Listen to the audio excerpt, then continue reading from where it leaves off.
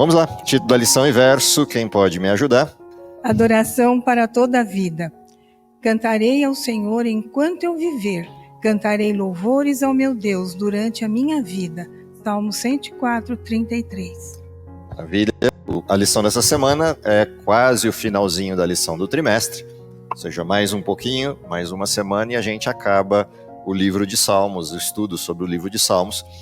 Particularmente a lição desta semana, ela começa agora a verter o tema para, obviamente, o encerramento do que estava previsto para o trimestre, olhando para aquilo que será a continuidade da existência humana por toda a eternidade. Ou seja, olhamos nas lições anteriores vários aspectos que envolvem a nossa vida, a nossa existência num mundo de pecado, as contingências impostas pelo pecado, as dificuldades impostas pelo processo do pecado e a forma como a gente reage a isso, a forma como a gente se posiciona diante desse conflito, fazendo escolhas na direção de Deus.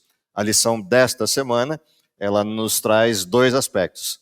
Um que é este, o olhar para trás e parte desse processo de comunhão com Deus, que tem a ver com a adoração, e um olhar para frente, quando a adoração para a vida toda assume uma característica de eternidade. Então são dois aspectos de transição, ou seja, dois olhares distintos na lição da semana e que se interconectam pelo processo decisório humano, ou seja, aquilo que a gente decide aqui vai implicar a eternidade, aquilo que a gente resolve aqui vai impactar nossa eternidade, enquanto onde estaremos, com quem estaremos.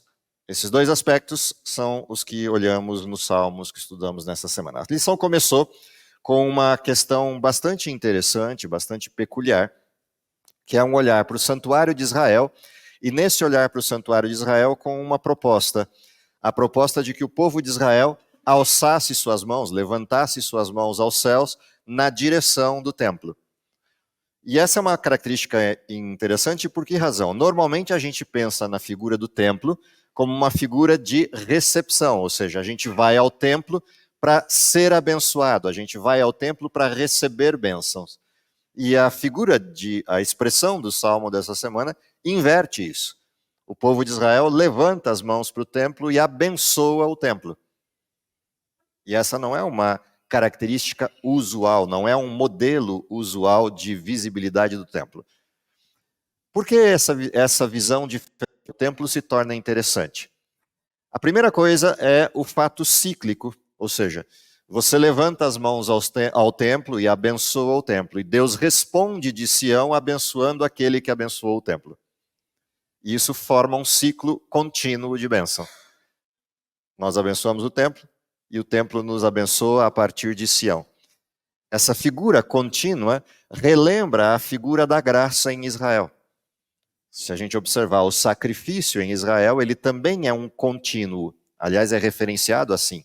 Você vai ao livro de Daniel, e lá no capítulo 8, verso 14, é o sacrifício contínuo que está sendo atacado. Ou seja, a graça de Cristo posta como disposição ao ser humano foi de alguma forma alterada nos ataques do modelo de falsidade ao cristianismo. Quando a gente observa essa figura de ciclo contínuo de bênção, no pano de fundo desse ciclo contínuo está o ciclo contínuo da graça. Os sacrifícios eram ofertados assim, pela manhã e pela tarde, ou seja, todo o tempo no santuário você teria graça vigente. Assim como todo o tempo no santuário você tem bênção vigente. E por isso a expressão do Salmo não é só o fato de você alçar as mãos e abençoar o templo, mas é o fato de você louvar dia e noite no santuário. Ou seja, o louvor contínuo, que era a resposta à graça de Deus. Então, se a gente olha para a figura do santuário, a graça está disponível. A gente olha para o povo, o louvor é a resposta. Então, aquele que foi abençoado por Deus e foi agraciado com o perdão de Deus, louva continuamente, de dia e de noite. Ou seja, isso expressa não só a necessidade de uma vida contínua com Deus, mas também representa o que vai acontecer na eternidade. Se a gente observa a descrição do céu, a descrição do templo de Deus e a descrição da cidade de Deus, a Nova Jerusalém, para aquela lição da semana passada, a gente foi provocado a ansiar, a desejar Sião. a desejar a salvação e a redenção plena e estar na cidade de Deus. Qual é a característica da cidade de Deus? Primeira, é uma cidade de portas abertas. As portas da cidade de Deus nunca se fecham. A gente só vê 2 momentos a porta da cidade de Deus fechada na descrição bíblica. Uma é quando a gente chega. Se você olha a chegada ao céu, as portas estão fechadas. E Cristo as abre e todos entram para desfrutar da cidade de Deus. O segundo momento em que as portas se fecham é imediatamente antes da destruição dos ímpios. Afinal de contas, há uma tentativa de invasão à cidade. As portas se fecham, os ímpios são destruídos, e a próxima cena depois dessa, quando a terra é renovada, a terra é refeita, é que as portas se abrem para nunca mais fechar. Então, essa é a primeira característica importante da cidade de Deus. É uma cidade de portas abertas, ou seja, continuamente aberta para o fornecimento da graça, para o acesso daqueles que a desejam. O fornecimento da bênção e o acesso daqueles que desejam a bênção. A segunda característica da cidade é que nela não há noite. A cidade continuamente está viva, continuamente está acesa, entre aspas, a palavra. Ou seja, é uma cidade que nunca dorme, porque a bênção e a graça de Deus nunca dormem. Então, esses 2 elementos também estão presentes nessa figura de alçar as mãos ao céu, abençoar o templo e ser abençoado por Sião. A graça contínua agindo no templo dia e noite, e o louvor contínuo dia e noite. É a representação da cidade de Deus, a cidade completamente aberta e sempre vigente. Uma vez que vimos essa característica da cidade de Deus, começa então uma trajetória na lição dessa semana, que é olhar para a característica daqueles que adentrarão a cidade e por que podem estar lá. E vimos vários aspectos disso. O primeiro desses aspectos foi a demonstração de que aqueles que adentram a cidade de Deus cantam um cântico novo. E olhamos para os salmos que retratam essa questão do cântico novo, e 2 coisas apareceram também igualmente interessantes na lição. A primeira delas é a clássica. A gente olha para o cântico novo e a expressão desse cântico novo tem a ver, de fato, com um cântico novo. Seja na letra ou na música. É um cântico distinto que só os salvos conseguem cantar. Só os salvos conhecem essa canção. Só os salvos conhecem esse hino. A razão é, por que só os salvos? Porque só eles conhecem esse cântico. Porque só eles expressam este louvor. Quando a gente olha para o conteúdo desse louvor, é que a gente entende por quê.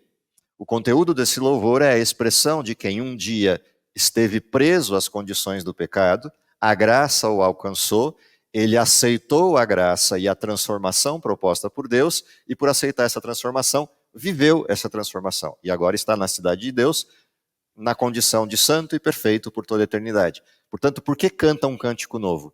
Porque é só quem viveu essa experiência que consegue cantar. É só quem viveu essa experiência que pode contar dessa experiência.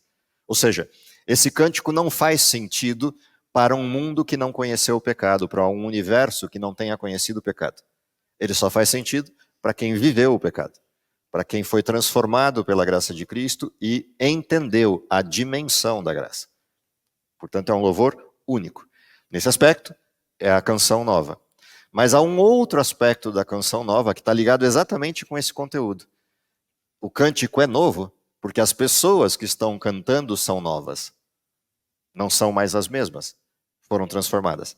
Ou seja, ele é um cântico novo em 2 dimensões.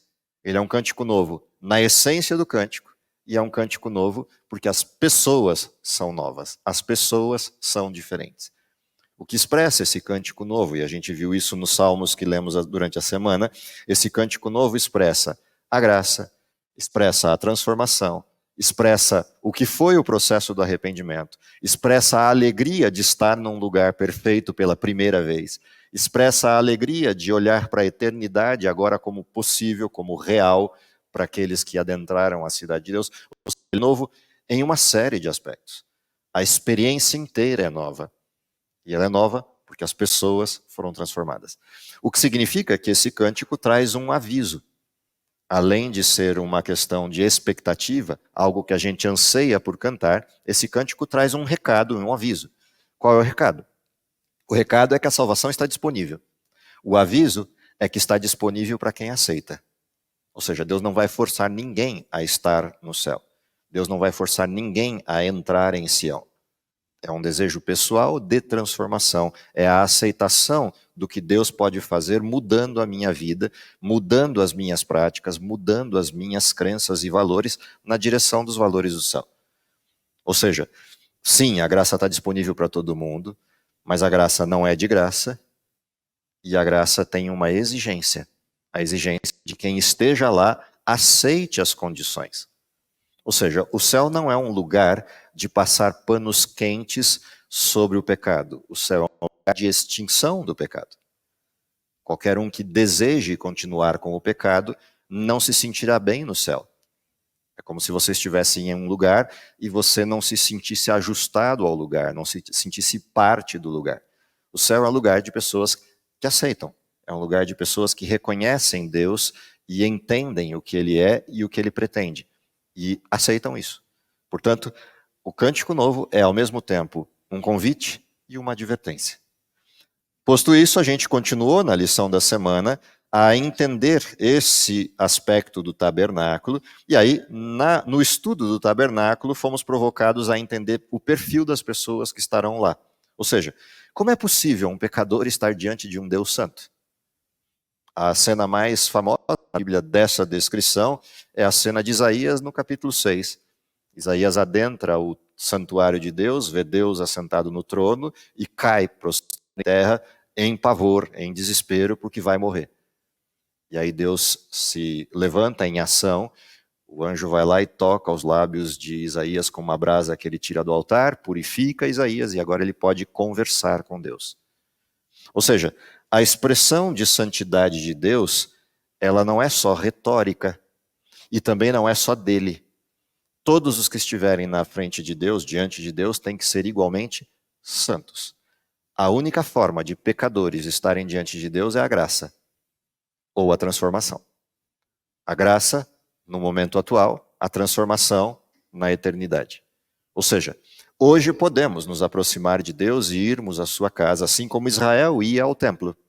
Assim como Israel adorava a Deus no templo. Sim, é possível porque a graça permite isso. No futuro, a transformação permitirá isso. O que significa que a descrição dos que estarão com Deus por toda a eternidade é o que se espera enquanto perfil. Num mundo que hoje fala tanto em desenvolvimento de habilidades, skills, para as questões de recursos humanos, quais são os hard e soft skills, quais são os hard e soft skills do céu.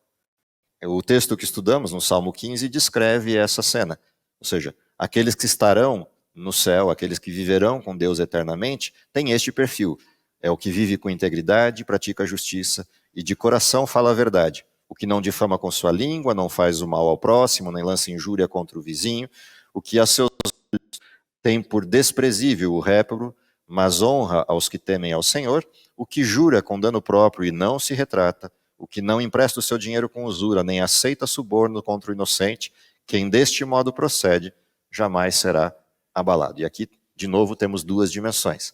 A dimensão do perfil esperado pelo céu e a dimensão do que Deus espera que vivamos aqui, a despeito da presença do pecado em nós e entre nós, Ele espera que seja a nossa vida como representação de pessoas que aceitaram Deus. Ainda que isso seja circunstancial. Ou seja, ainda que viver assim, de forma contínua, seja impossível ao humano, no sentido do pecado residente no ser humano, é possível nos momentos em que estamos ligados com Deus. Portanto, qual é o convite desse texto? O convite é permanecer ligados. Enquanto ligados a Deus, vencemos o pecado. Desligamos de Deus por um segundo e o pecado toma conta e assume as rédeas outra vez. Ou seja, vivemos um processo que oscila, mas somos convidados a oscilar cada vez menos.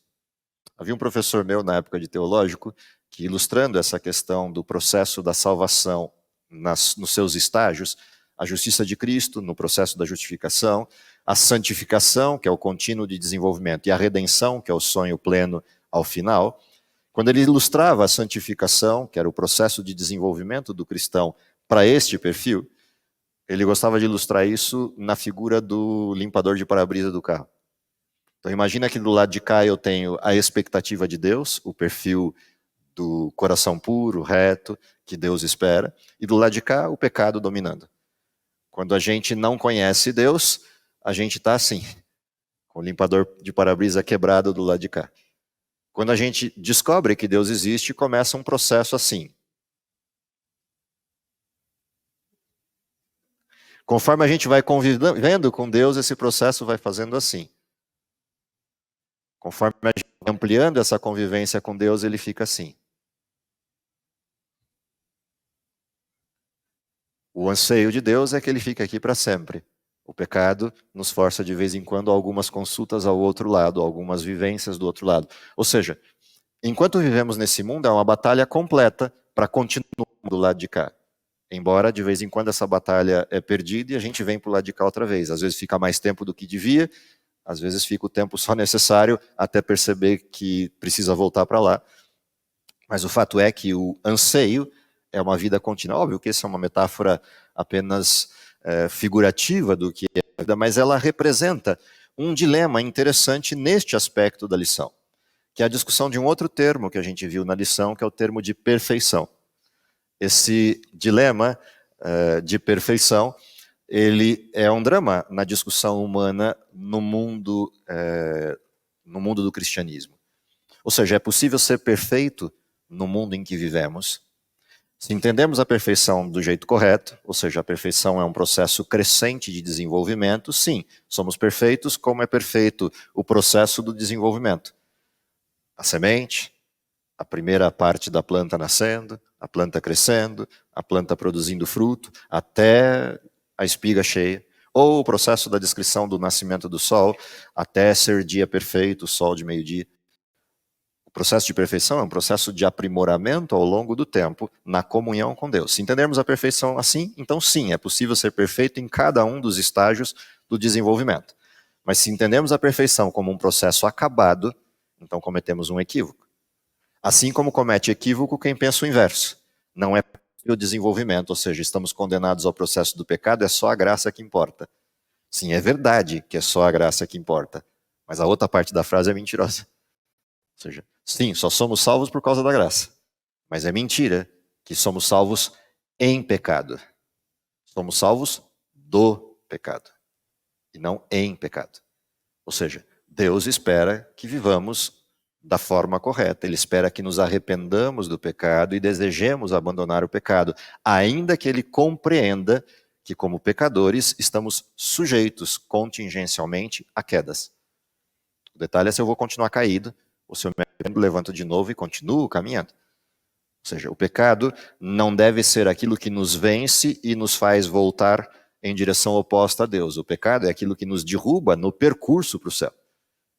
Ou seja, caímos, mas continuamos caminhando na direção correta. Levantamos, nos limpamos, na verdade Deus nos limpa e continuamos a direção correta. Ou seja, esse é o desenho de perfeição esperado por Deus. E por isso a graça completa a diferença. Dentro dessa condição, a gente foi levado a observar um outro aspecto interessante do modelo, que é a resposta. Ou seja, quando eu compreendo essas duas dimensões, o convite e o perfil, agora começa a batalha, e cada vitória nessa batalha é motivo de louvor e de contar. E aí a gente volta a lições anteriores que falaram disso. Precisamos anunciar os feitos de Deus, anunciar as bênçãos de Deus, anunciar aquilo que Deus faz, as maravilhas de Deus. O que é a maior das maravilhas de Deus?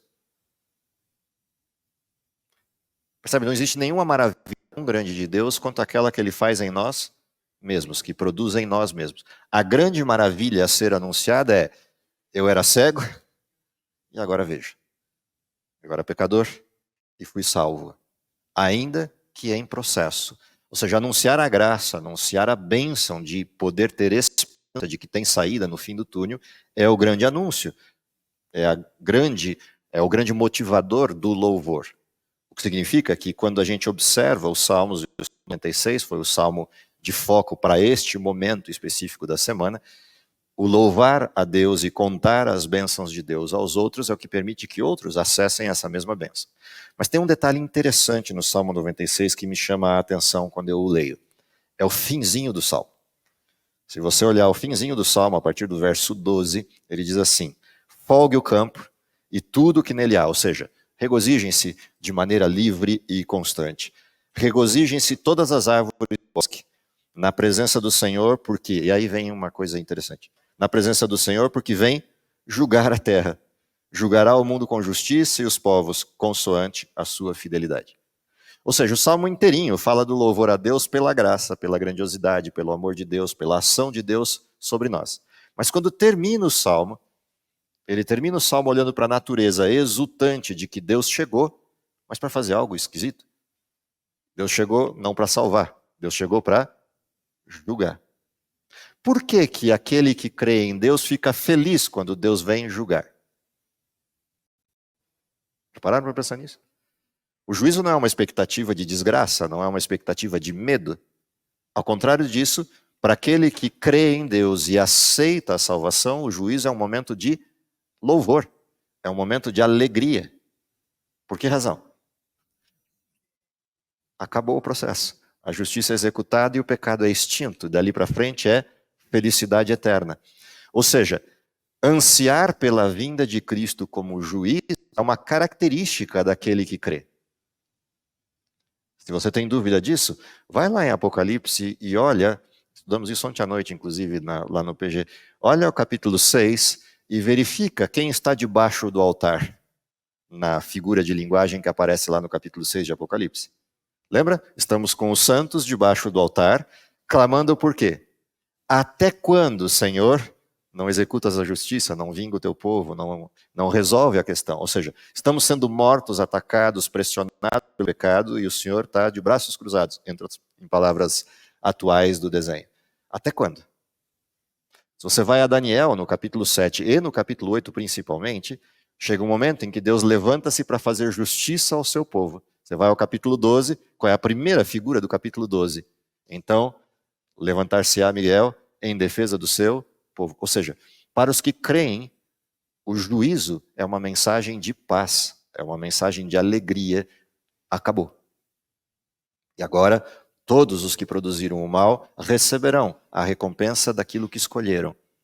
E interessante, os justos não estão felizes porque haverá castigo aos ímpios. Muito pelo contrário. Estão tristes por isso.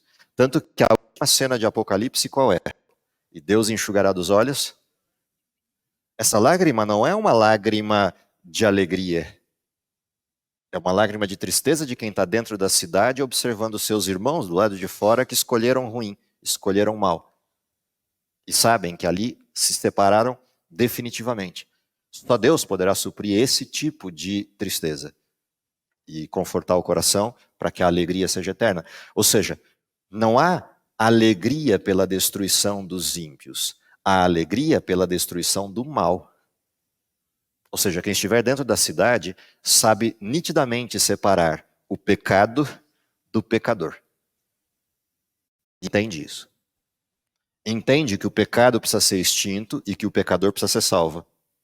E se entristece quando o pecador e pecado se tornam uma coisa só, e o resultado de se tornarem uma coisa só é que quando Deus destruir o pecador irá junto. É o ato estranho de Deus. Essa situação é a situação de Salmo 96. É esse misto de tristeza e alegria. Alegria porque o pecado acabou e Cristo veio para julgar, mas com uma ponta de tristeza, no sentido de que o pecado levou pecadores junto. E essa é a condição final. Entendendo isso, a gente vai para a última lição da semana. A última lição da semana é uma descrição do comportamento do ser humano em adoração enquanto estamos aqui. Do que se trata a adoração? Adoração não é um ato puro e simples da gente chegar diante de Deus num processo de um Deus irado, com uma lupa desse tamanho, procurando pecados que possa condenar e pecadores que possa pisotear. Não.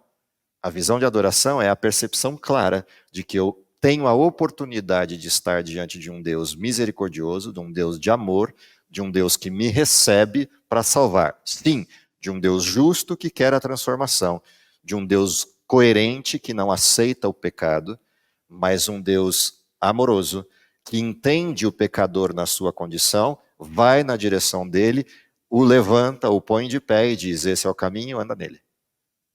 E coloca as condições necessárias para isso, o poder, a estrutura, o conhecimento, todo ele disponível para que a gente faça o que Deus espera. E o interessante, o que Deus espera não tem nada a ver com ele. O que Deus espera tem a ver conosco. O que Deus espera tem a ver com a nossa felicidade, ou seja, viver debaixo dos paradigmas de Deus é viver feliz para sempre. Viver debaixo do paradigma do pecado é ter alguns momentos de alegria, não necessariamente de felicidade, mas de alegria. Porque, afinal de contas, Deus é justo, até o ímpio se alegra. Mas essa alegria dura minutos, dura momentos e se vai. A proposta de Deus é uma vida contínua de felicidade. E por isso, os paradigmas do reino de Deus são melhores do que os paradigmas e propostas do pecado, ainda que, ilusoriamente, o pecado produza uma alegria momentânea. O que conclui o desenho final. Quando a gente olha para a adoração verdadeira nasce de um coração que reconhece o pecado, de um coração arrependido pelo que o pecado produz internamente em nós, mas principalmente um coração desejoso de que o pecado seja abandonado, e não simplesmente um coração que tem medo das consequências. Não, é um coração que tem certeza de que o pecado é mal mesmo e quer distância disso. Este é o tipo de adoração que Deus espera. Ou seja, adoração não é aplacar a ira de um Deus vingativo. Adoração é reconhecer um Deus amoroso e santo. E reconhecendo isso, sim, neste contexto Deus aceita os sacrifícios, porque os sacrifícios não são nossos. Toda adoração que está vinculada a um modelo retórico, a um modelo de aplacar a ira, significa que os sacrifícios são meus. É isso que viu durante toda a história humana, seja no mundo antigo, no mundo medieval ou no mundo moderno. Pessoas tentando aplacar a ira de Deus com sacrifícios pessoais de alguma ordem. O sacrifício não é meu, é de Cristo. Ou seja, quando eu vou ao templo ofertar sacrifício, não é o meu sacrifício, é o cordeiro que está morrendo, não sou eu. Ou seja, o sacrifício é dele. Esse é o sacrifício verdadeiro. É aquele que reconhece a morte de Cristo como algo feito por mim e entende que o culpado sou eu. O sacrifício de alguém que vai ofertar algo para aplacar um Deus irado é: eu estou pagando a conta, eu estou barganhando com Deus. Isso não existe no plano da redenção. No plano da redenção é despojo. Eu entendo que eu não tenho nada para oferecer, mas Cristo me oferta aquilo que eu vou levar como sacrifício de maneira voluntária, ou seja, eu levo Ele para o sacrifício. Eu ponho Cristo sobre o altar e é Cristo que morre. Se eu entendo isso, então, esse é o sacrifício verdadeiro, esse é o sacrifício que Deus aceita. Se eu não entendo isso, não importa a forma desse sacrifício, se ele é algo que eu pago pessoalmente, se ele é algo que eu pago como recurso, se é algo que eu tento ofertar, como... nada disso tem valor. Todas essas coisas são ofensivas a Deus, porque elas implicam rejeitar Cristo. E não tem nada mais ofensivo a Deus do que a rejeição do seu Filho, a rejeição da graça. Tanto que aquilo que nos tira a possibilidade de perdão é a rejeição da graça, o tal pecado contra o Espírito Santo. É quando eu rejeito o perdão. Rejeitar a graça não tem perdão, porque o perdão é a graça. Se eu rejeitei a graça, eu rejeitei o perdão. Qual é a advertência final da lição? Lá na lição de sexta-feira, tem um pensamento que eu usei lá na recapitulação da lição da semana, que é o pensamento do caminho a Cristo. Qual é o grande problema do ser humano? Uma incompreensão a respeito do arrependimento, do sentido do arrependimento. Ou seja, se a gente quiser entender o que é de fato necessário para estarmos com Deus, temos que entender esta estrutura. Muitas pessoas não compreendem a verdadeira natureza do arrependimento, lamentam seus pecados e até procuram fazer alguma mudança na sua forma de viver, mas por medo dos seus erros que lhes causem algum sofrimento maior. Mas isso não é arrependimento. No sentido bíblico, essas pessoas querem evitar o sofrimento, mas não o próprio pecado.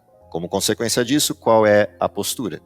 Embora Deus não habite em templos feitos por mãos humanas, Ele honra com sua presença a assembleia do seu povo. O Senhor prometeu que quando os seus servos reunissem para buscá-lo, reconhecendo seus pecados e para orar uns pelos outros, Ele se reuniria com eles por meio do seu Espírito. Mas os que se reúnem para adorá-lo devem abandonar tudo o que é mal. Se não, o adorarem em espírito e em verdade, e na beleza da sua santidade, o culto será sem valor, Sobre esses, o Senhor declara: este povo honra-me com os lábios, mas o seu coração está longe de mim. Em vão me adoram. Qual é o convite da lição dessa semana? Entendendo isso e aprendendo a conviver com Deus desta forma hoje, o céu não será estranho para nós. O céu será o lugar onde desejamos estar por toda a eternidade. Caso contrário, Deus não vai se forçar, não vai mudar a nossa condição à força, porque Ele entende que aquilo que diz respeito ao seu caráter é que todos os seres que Ele criou sejam plenamente livres para escolher estar com Ele ou não existir. Viver com Ele na felicidade eterna ou não existir, porque existir sem Deus é sofrimento contínuo. E Deus não aceita que pessoas sofram por culpa dele, ou seja, que Ele crie pessoas que vão sofrer por toda a eternidade. Por isso, a extinção dos ímpios é um ato de misericórdia, para que o sofrimento acabe.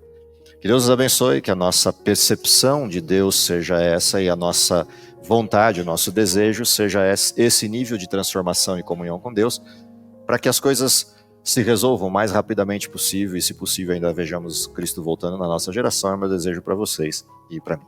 Vamos orar?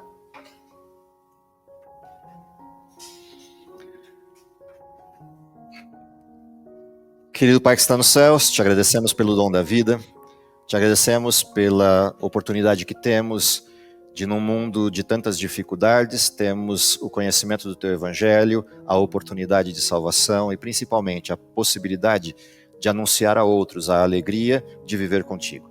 Dá, Senhor, que pelo nosso trabalho na missão de anunciar o Evangelho, possamos abreviar a Tua vinda e, se possível, vê-lo voltando em nossa geração. Esse é o nosso desejo e que te pedimos em nome de Jesus. Amém.